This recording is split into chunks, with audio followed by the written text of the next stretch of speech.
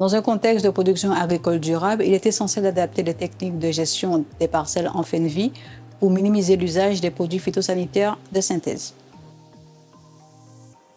Aux Antilles françaises, l'Institut technique tropical IT2 accompagne tous les agriculteurs de Guadeloupe et de Martinique sur ce sujet et la filière banane en particulier en leur proposant de nouvelles pratiques agricoles. Notre objectif est de combiner des méthodes de destruction mécanique comme l'œilletonnage à blanc avec des méthodes dites classiques. Arrêt de la parcelle et maintien de l'œilletonnage.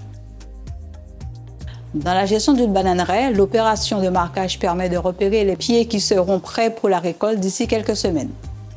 Elle consiste à identifier les pieds porteurs de régime au stade floraison et à les distinguer par des signes visuels. Cela facilite la planification des récoltes et l'organisation des tâches sur le terrain. Toutefois, lorsqu'une parcelle est destinée à être arrêtée, l'opération de marquage est suspendue.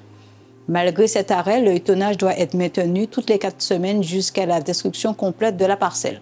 Ce processus est essentiel pour gérer efficacement les pieds de bananiers restants, en limitant la repousse des rejets et en facilitant les opérations de piquage ultérieures.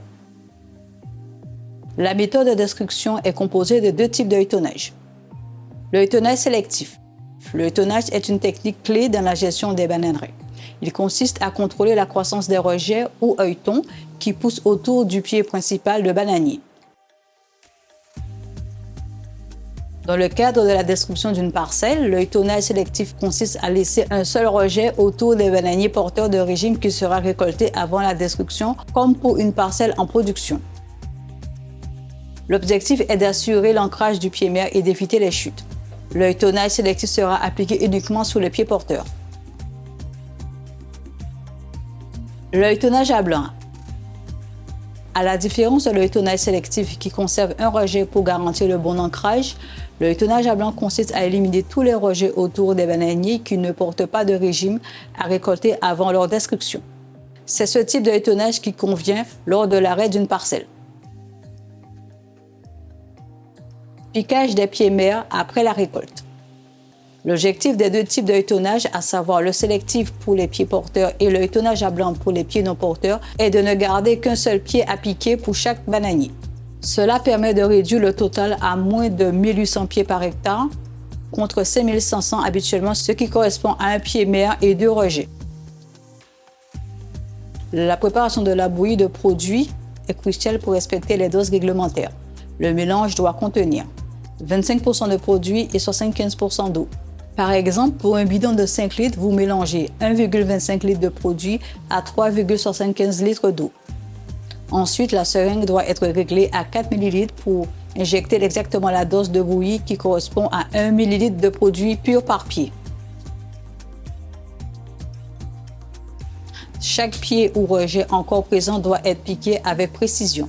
Ce dosage permet de détruire les pieds sans dépasser les doses réglementaires. Décoloration des pieds et second piquage. Après le premier piquage, les effets du produit deviennent visibles sur 3 semaines. Les bananiers commencent à se décolorer, signe de la destruction progressive des pieds. Toutefois, si des repousses apparaissent, il peut être nécessaire de réaliser un second piquage. Pour ce second traitement, la bouillie utilisée doit être plus diluée avec seulement 16% de produit et 84% d'eau.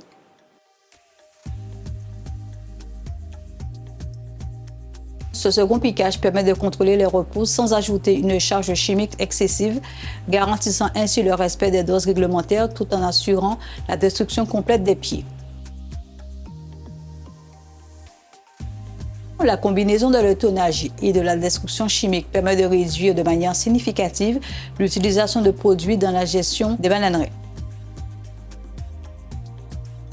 En pratiquant l'œilletonnage, même après l'arrêt du marquage, nous limitons le nombre de pieds à piquer, ce qui réduit la quantité de produits nécessaires.